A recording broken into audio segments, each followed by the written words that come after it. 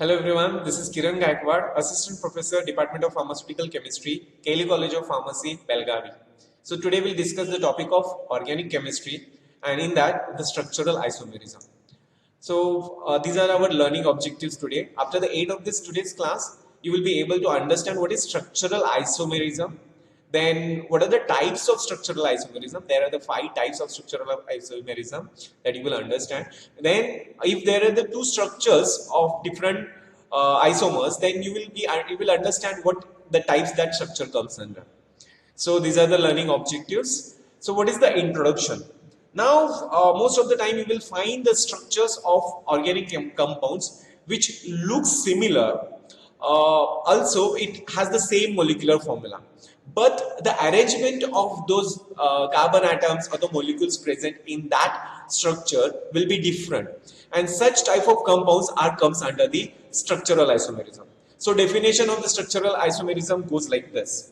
So the isomers differing in the atomic arrangement of the molecules without any kind of reference to the spatial arrangement are known as the structural isomerism. And this phenomenon of the structural isomerism is called as structural isomerism. Now, for the structural isomerism, there are the 5 types which actually divided based on the arrangement of the different arrangement of the chain, different arrangement of the position as well as the functional group. So there are these 5 types.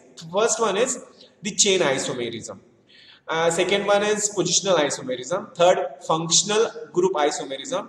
The next is metamerism and then the tautomerism. So based on the arrangement of the carbon atom as well as the functional group, also the position of the functional group in the organic compound is actually differentiated, and the name of those compounds have been, those name to those types have been given. So we'll see the first structural isomerism, in that the chain isomerism. So here you can see, along with this chain isomerism, you can see the structure also. I will explain that. So let's look at what is the definition of the chain isomerism. Chain isomerism occurs when there is a difference in the atomic arrangement of the carbon to the carbon chain of the molecule. If two or more compounds having the same type of molecular formula with the different main chain, then they are said to exhibit the property of the chain isomerism, and this is the phenomenon of chain isomerism. You can see in this structure there is one straight chain and there is another which has the substituent here. It's attached to the second last carbon atom. So in this chain, there are 1, 2, 3, 4, 5, 6 carbon atoms are there, and if you calculate here, there are also 6 carbon atoms are there. So number of carbon atoms and hydrogen atoms are same, but there is a difference in the chain, and this type of isomerism is actually called chain isomerism, and this type of structures are actually comes under the chain isomerism. So next is the positional isomerism. So what is positional isomerism anyway? So positional isomerism, if you look at the structure, look at these examples. There are the 3 examples which are given. These are the examples of the alcohol. So positional isomerism occurs due to the difference in the position occupied by the substitute atom or group or the unsaturated in the chain. In other words, when position of the functional group with respect to the main chain changes, and this is called as a positional isomerism. So if you see in these 3 structures, the position of the OH group, that is the alcohol, functional group of the alcohol, which in this compound, it is at the first position, here at the different position, and in the third last compound also at the different compound. So in the first structure, it is at the first carbon atom, second at the second carbon atom, and the third structure, it is at the third carbon atom. But the number of hydrogen, carbon and oxygen atoms are present in these 3 structures are same, and that's why these compounds comes under the positional isomerism. The molecular formula of these compounds are same, but the functional group present at the different position. So next type is functional group isomerism. So functional group isomerism, if you look at, there are the two structures on the screen. So on the right side there is a structure which represent the alcohol. On the left side there is a structure which represent the ether group. The arrangement of the functional group is at the different position, as well as the molecular formula of the compound is same, but it contains the same number of carbon atom, oxygen atoms, and the hydrogen atoms. It means what? The same molecular formula, but there is a different functional group. And in this case, if the compound, organic compound, which contains a same molecular formula, but there is a different functional groups, those type of compounds comes under the functional group isomerism.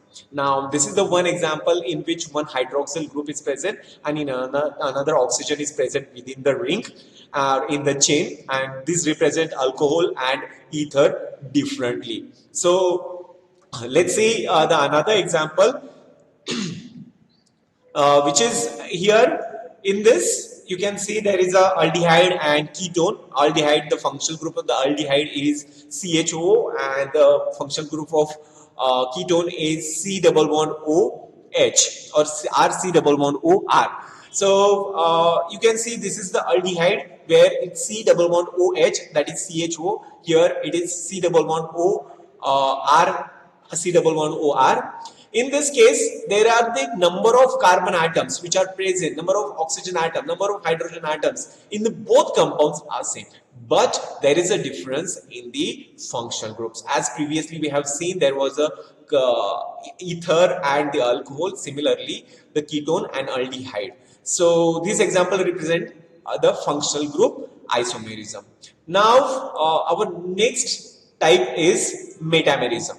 So metamerism, this type of isomerism is actually comes because of the unequal distribution of the carbon atoms, unequal distribution of the carbon atoms beside the functional groups. So this type of isomerism is actually represent the same functional group, but there is a, if you look at these three different structures in the structure 1, 2 and 3, in the structure 1, if you see first structure, there is only one carbon atom which is present to the left side, and there are 1, 2, 3, 4, 5 carbon atoms present to the right side.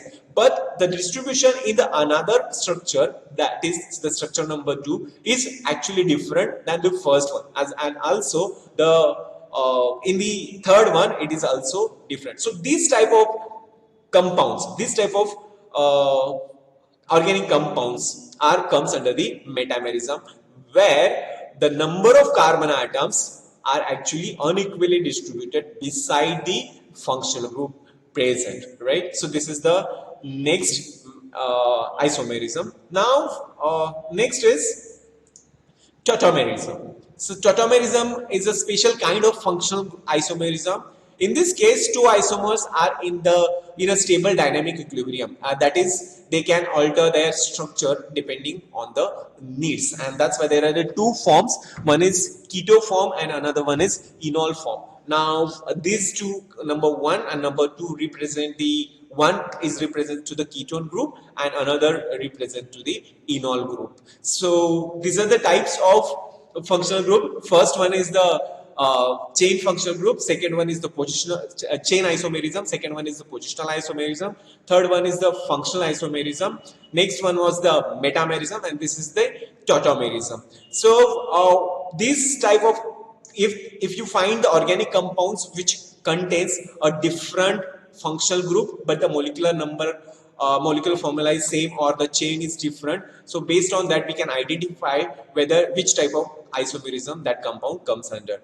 So this was about the structural isomerism. These are the references which I have used. Organic Chemistry, Morrison Boyd. Thank you so much.